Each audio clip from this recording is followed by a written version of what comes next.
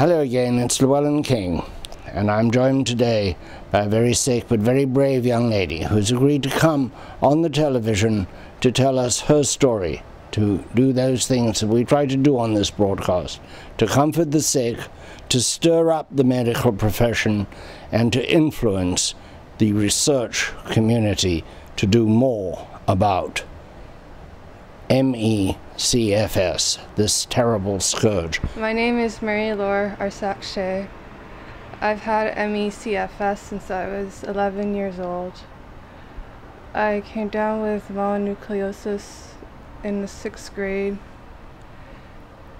And first it was just very severe fatigue, which then developed into many other symptoms.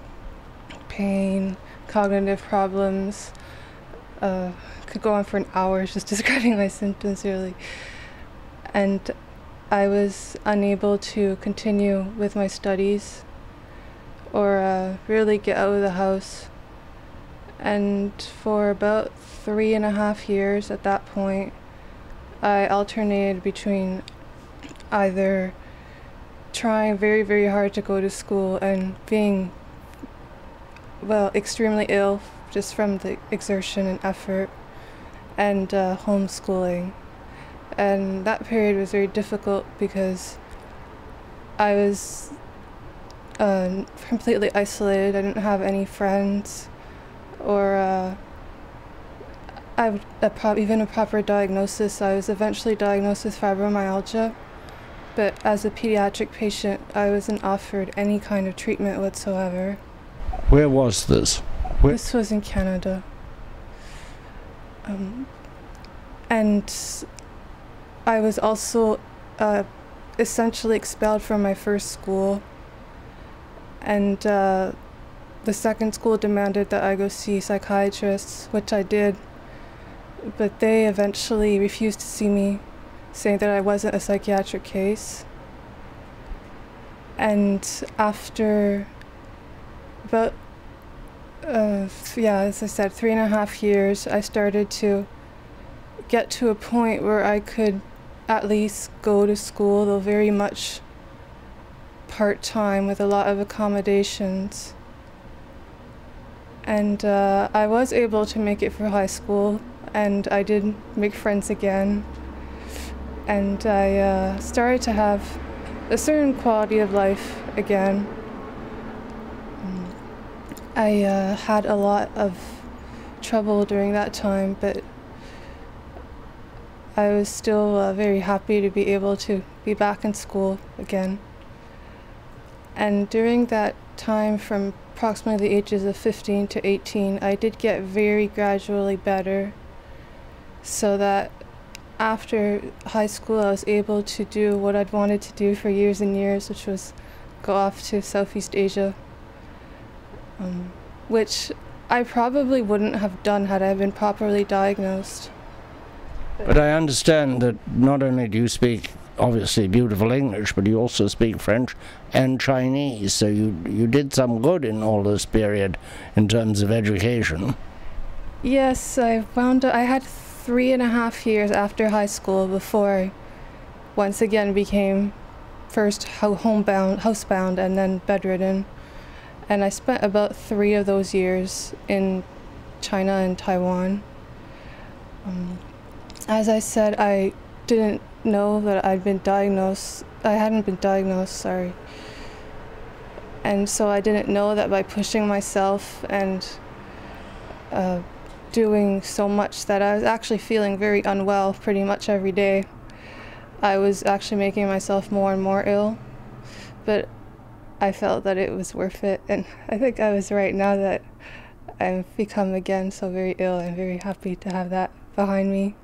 And at that time, you're 23 now, at that time you were a teenager, a young adult, I assume, doing the things that teenagers and young adults do, or trying to do those things as much as your health allowed.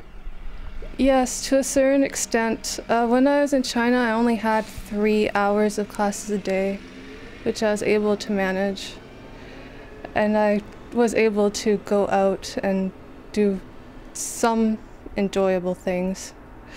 Yes. I also attempted a semester at a prestigious university here in North America, but because of my cognitive problems, I wasn't able to follow and do all the readings. And I didn't understand that this was because I was ill. And so I decided to go back off to Taiwan after that, which was for me much easier intellectually, actually. After that time, though, I did eventually become more and more ill, and eventually got to the point where my room was on the second floor and I couldn't walk up the steps practically to get there. And so I realized that I really had to stop what I was doing, and so I came here to the States. And for about a year and a half, this is from the ages of about 21 to 23, I went to see all the top doctors in MECFS, well, some of them in the country, and I tried a lot of alternative therapies. And really nothing worked at all. 6 months ago, I had a very, very severe relapse. I wound up first at the ER and then in the hospital, and I couldn't move. If I moved even just a finger, I'd have such severe tachycardia and arrhythmia and many other symptoms, a lot of trouble even just breathing, and very chest pain and dizziness and all that. And so I spent quite a lot, many other symptoms. I spent quite a lot of days there at the hospital, and after a while they told me I had to leave because they couldn't really help me. They did give me one medication that calmed my heart somewhat, but they couldn't do anything to actually treat me. And are you on any medication now? I'm only on one beta blocker. However, I have found Ayurveda, a certain system of Vaidya Mishra's Ayurvedic treatments, which have been helping. This is very happy about this. This is the first thing that I found in 12 years that I can tell. I mean, the reason I'm sitting here and able to talk to you, I really think, is probably because of these treatments. Just explain those treatments a little more to us, please. Well, the doctor is a doctor in California. His name is Dr. Mishra, but he has trained a few local doctors. And there's one just here down the street, which is very fortunate for me since I couldn't really go farther than down the street at this point.